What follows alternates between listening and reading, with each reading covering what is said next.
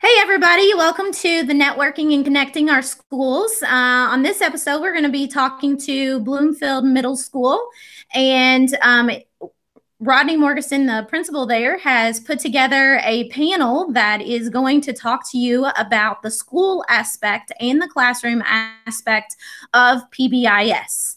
It is my hope that you are able to take away something from this session, some ideas, and basically adjust them to your needs. And also, if you would like to comment on the video, what you see is a chat box on the right-hand side of your screen where you are watching the video. And you can just enter in comments or questions there. I have that up as well, and I will be watching that and asking Rodney and his team any questions that you guys may have. Also, if you do not see the chat box, then that means that one of two things: you are not signed in to YouTube, or that you have not created your channel. And so to create your channel, you're just going to go to the circle where your initial or your picture is for Google.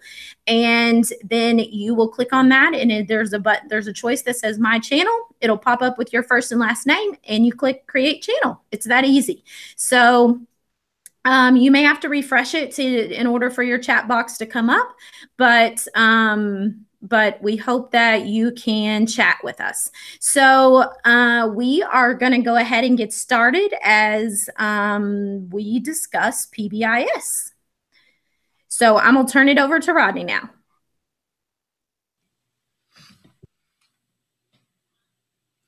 Can everybody hear me? Awesome. Want to welcome everybody for attending this session. Want to talk with you about PBIS, something that we as a team, and I'll introduce those here in just a minute, but something we really focused on this year. We've had about a 41% change in staff this school year. So we wanted to come in and have some common grounds and some common beliefs throughout the school in regards to our discipline procedures and kind of get that consistency piece. So before I go into kind of I want to thank my team for being here today, and you're going to see them off and on. It's Mr. Metcalf, Miss Tucker, Miss Downs, Miss Logston, Miss Hurst, and Miss Lori Miller will be our presenters today. So again, I want to thank those people for giving us their time today. But this is something that we have embedded in our school since the beginning of the school year. And it's kind of got 6 kind of approaches to PBIS for us here at Bloomfield Middle School level. We wanted a common approach to discipline. Like I said, we want that consistency piece, not only in common areas, but also in the classrooms as well. And really our mindset was our tone for the school is to create a positive expectation. I know oftentimes when we're dealing with discipline, it kind of has that negative tone, but we want to take the positive aspect of it. So it's positive expectations for students. Also, one of the main things is oftentimes at the middle school level, we take it for granted that kids know how to behave or kids know how to act in certain situations. So the third component is just teaching those students those expectations of what it looks like, what it looks like. So just teaching expectations for students. We've also done a fabulous job this year on our reward system. So every 2 weeks we have our reward system in place for kids who go 2 weeks with 3 or less minor infractions. No major infractions are rewarded every other Friday. So that's something that's really helped our students, and we'll talk about that a little bit more in depth. Also, we have an end of the 9 weeks reward system set up, which is a kind of a bigger activity. Then we really wanted the systematic approach to dealing with discipline and addressing misbehavior is reteaching expectations, reteaching what we expect of our students. And then lastly, just kind of monitoring and evaluating our behaviors throughout the school and kind of getting that touch base. So like I said, that's our main thing. That it's a process. My group knows that's a process. I'm very fortunate that we've had PBIS here at Bloomfield Middle School in years past. Kind of did away with it there a couple years. Now we're trying to get back to it. And for people not familiar, So it's going to take time. I feel like we're a little bit ahead of the game, but really looking forward to it. So the next person that's going to speak to you is Miss Lori Miller.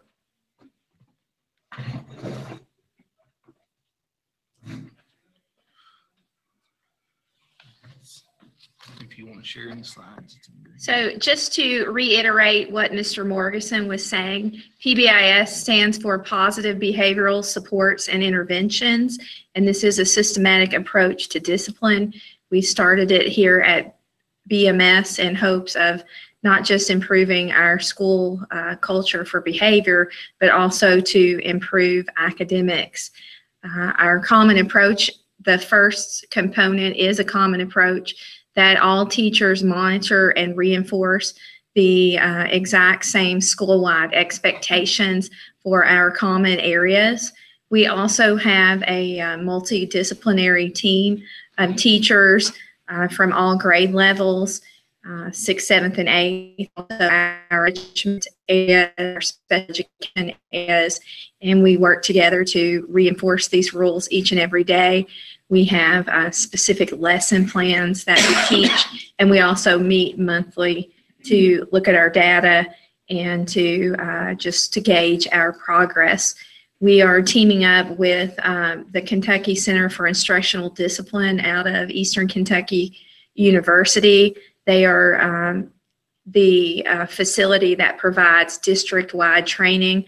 I believe there are approximately 300 schools involved across the state of Kentucky, and we're hoping to get more involvement throughout our own district. So at this point, we're going to build on the second component of PBIS with Ms. Tucker.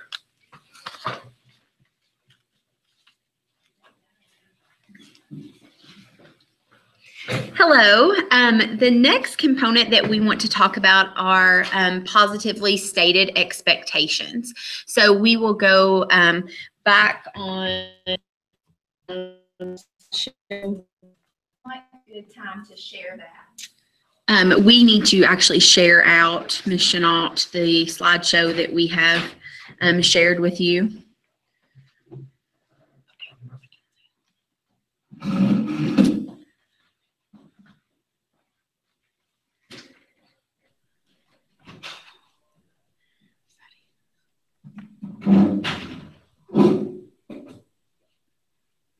Did you get it?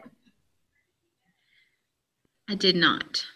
Okay, so the left-hand side, you will see a green screen with an arrow. Okay, there we go. Go ahead and click that.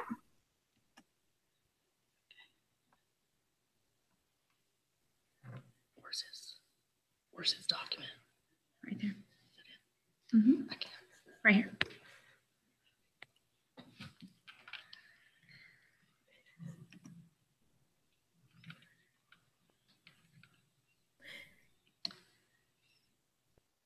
Did it prompt you to share or present to the class? Okay, do you see that now? No, I still see your lovely faces. Oh, okay. We'll try to fix that. So sorry. You're okay. You're fine. We can just go ahead. I can go ahead and speak about the positively stated expectations while we are working on getting that pulled up. It is very important as a school to have signage that is placed throughout for all of these PBIS expectations to serve as visual reminders for the effective implementation of the expectations. This signage not only serves as visual reminders for us as staff, but also as the students on the expectations in each area of the school. So signage can be referred to for behavior reinforcement as needed. So for teachers, as you're in the hallways on in hallways, so that students have consistent expectations throughout the building. And I feel like that has been a key component here at Bloomfield Middle. Signage is viewed in the following areas of our school. Each classroom has classroom expectations as well as voice levels that we implement our hallways, each grade level hallway as in common area of the hallways, the gym, the cafeteria, as well as the restrooms. The next two slides are examples of our signage that we have here in our building.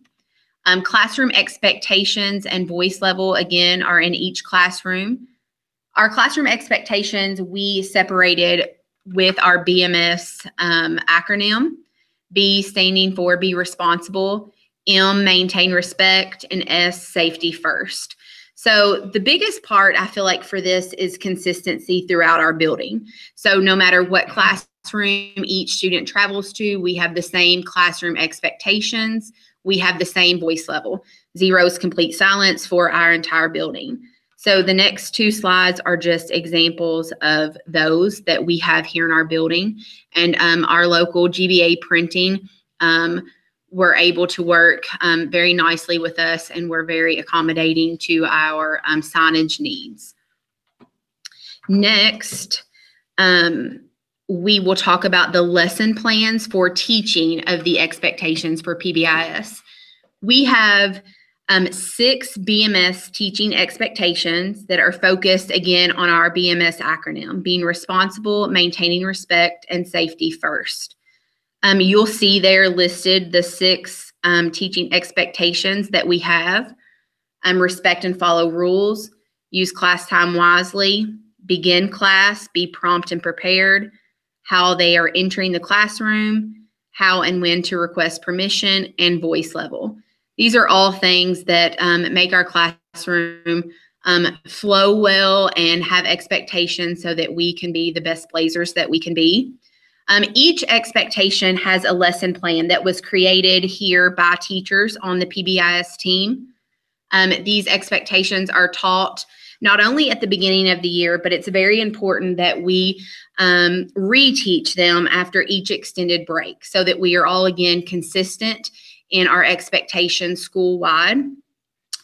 We broke that down by each content teacher was given an expectation to teach, and the time allotted for each lesson was 10 to 15 minutes.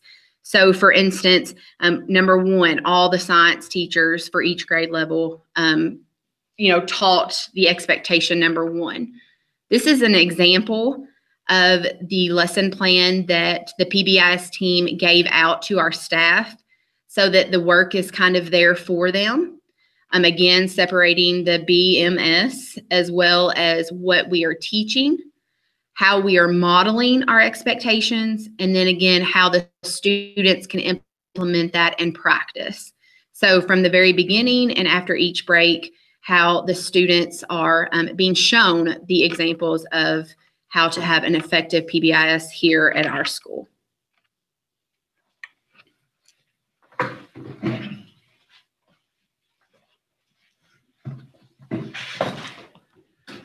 All right, hi, I'm TJ Metcalf. I'm the music teacher here at BMS. I'm going to talk about our reward system that we have in place. One of the biggest aspects of PBIS is actually rewarding positive behaviors. So we want to always make sure that we're catching kids doing the right thing instead of focusing on the negative or reprimanding students for certain behaviors. So we accomplish this in 3 ways. The first way is just an everyday thing. If we notice a student in our classroom doing something positive, then we reward them with a ticket. So what we do is all the teachers have a roll of tickets. We tear one off, hand it to the student. They just write their name on it. And then at the end of the day, we have 3 buckets based on grade level in our main office. Every Friday, we draw 2 tickets from each grade level, and we give these students a small reward at the end of the week. Currently, we're giving them free dilly bars from Dairy Queen. Earlier in the year, we tried to give them some free time at the end of the day. So we're always trying different things to get the kids motivated to have these positive behaviors. Every 2 weeks, we have grade level PBIS rewards. So students who received 3 or fewer minor referrals, or students that don't have any major referrals, ISS, special referrals, that kind of stuff at all, they are, it's 2 or minor, sorry, I misspoke. So those students are allowed to participate in these bi-weekly rewards. So what we have in our building is we have a rotation. based on grade level. So for example, the 6th grade could be in their classrooms and they could be playing board games or watching a movie, that kind of stuff. Our 7th grade could be in our cafeteria, and we normally bring in Chromebooks, let the kids hang out on their phones. And then the 8th grade could go to the gym, and we have basketball and volleyball and that kind of stuff. The kids seem to really, really like these biweekly rewards. So it's something that we strive to achieve with success. I feel like we're successful in having these rewards. At the end of the 9 weeks, we have a bigger reward. For example, last 9 weeks, we brought giant inflatables, and students who didn't have major referrals, we had certain criteria for these students. They were able to go and spend 2 periods of the day, that's about 2 hours almost, just playing on these giant inflatables. In the future, we're gonna have Games to You come to the school. So it's something that the kids can really look forward to, and it's a way to really reward the kids who have been doing the right thing all year long. To track our behavior, we use Google Docs. We just have a Google Doc with a table on it. It lists every student per grade level. And then we just log minor referrals on that. Major referrals occur if you do something that requires a major referral, obviously, or if you accumulate 3 minors in a 2-week period. If that happens, we log it on our Google Doc form, but we also have to fill out our paper PBIS referral form. In the future, we're gonna move to a digital form, but for now we're gonna use paper. So I think Miss Natalie Hurst is going to actually talk more about our behavior forms. So enjoy. No.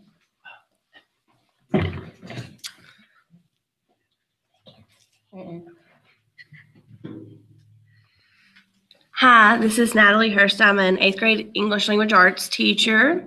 I'm going to be talking to you all today about a systematic approach to addressing misbehavior.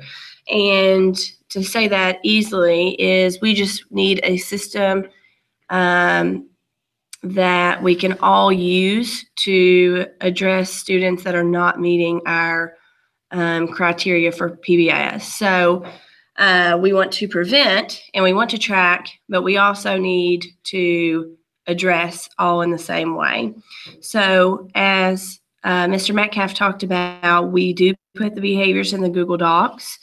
And then we also fill out a paper referral form, which you will see on the next slide. When you do fill those forms out that he was speaking about, there are direct choices of what happens with students that include an in-school suspension room, that there should be some kind of teacher or admin that will head that. There's also lunch detention and there's also after-school detention. So it really takes a lot of support for this program to make it function. As you can see, it's kind of rough. What is on a referral form? So when things have escalated, when you have more, when you get 3 minors, or it is just a major referral, which you can see sort of that there are 3 different columns. One is a minor, and you can see that there needs to be 3 boxes checked if, and it's 3 different incidences for it to equal a major. There is a major column, and then there's a school policy column. So when you fill these forms out, it's very simple to see what is a major, what is a minor, and then according to, there's boxes that show when the event happened, who is sending it, possible attention that they are trying to get from others, and then a brief description from the teacher. So this helps administration to delegate what's going to happen with the students. A lot of times they might ask you to come in and still talk with them and the student whenever we have a student that's repeatedly doing something in a classroom. But this is the piece that we would like to eventually, and that we're moving to get eventually putting on a digital scale, so that we can kind of see what those repeated events are and how we can prohibit them in the future if they're repeated.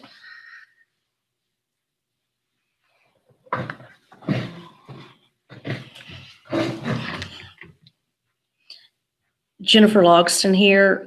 The last piece that I'm going to talk about is our procedures for monitoring and evaluating this whole process. And as this is a process that kind of where we're at, Bloomfield Middle School, where we are at this point. And the big 7 are the big events, the big things that we're going to be taking a look at as we go into analyzing our data. As those are the event, the location of the event, the days and the weeks, times and days, by student and by grade. Also added in a link here about the benchmark of quality. One thing that the whole process is detailed about is about finding fidelity within your procedures.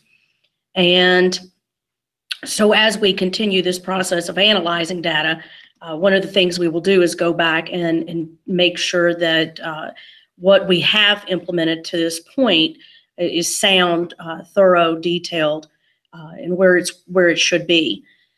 The next slide here, this is just some data that I pulled from our 7th grade for our first 9 weeks, and this is kind of where we're headed.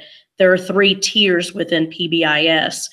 And the first tier student, which you can see are recommended that 80% of our students should fall within this tier, 15% at tier 2, and less than 5% at tier 3.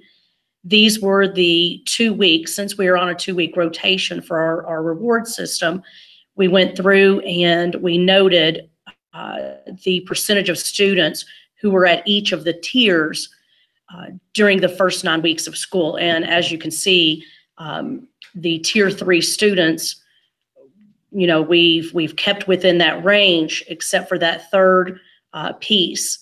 So as we move into this, one of the things we noticed that was of this 178 minor referrals, 62% of these were within the classroom.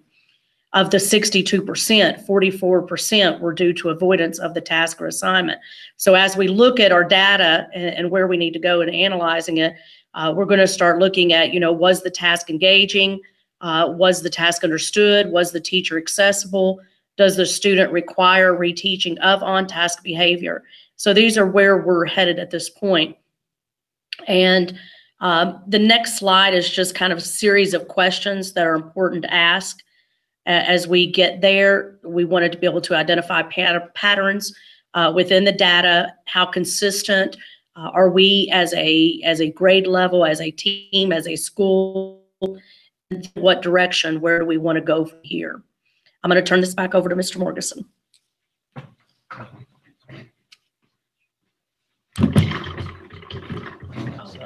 I got it. I don't want to go.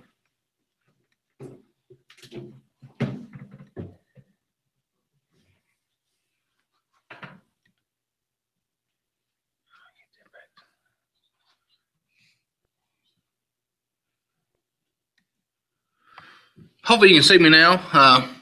We're going to end on this and stay. Can you see me? If you'll click stop sharing, there you go. Maybe. No. Gotcha. Okay. Now I can see you. All right. Just to wrap up, one of the last things we want to talk about is why PBIS is important.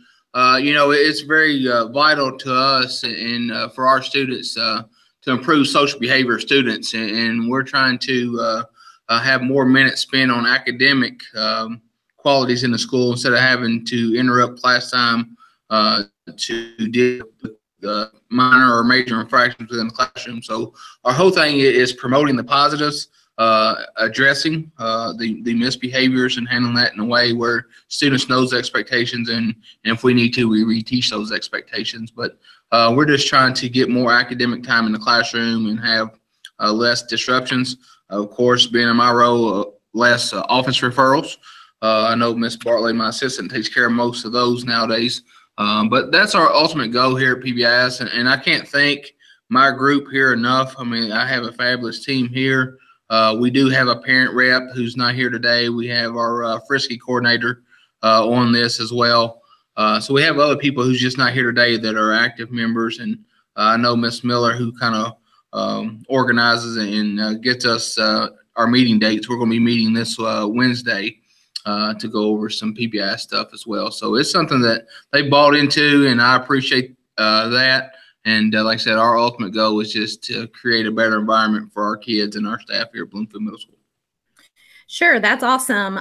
So as you guys were talking, I noticed that several of your team members mentioned the words common, consistency, same way, and that was all from 3 different people. So how important is that in PBIS, that you are consistent, that you have a common goal or a common end in sight?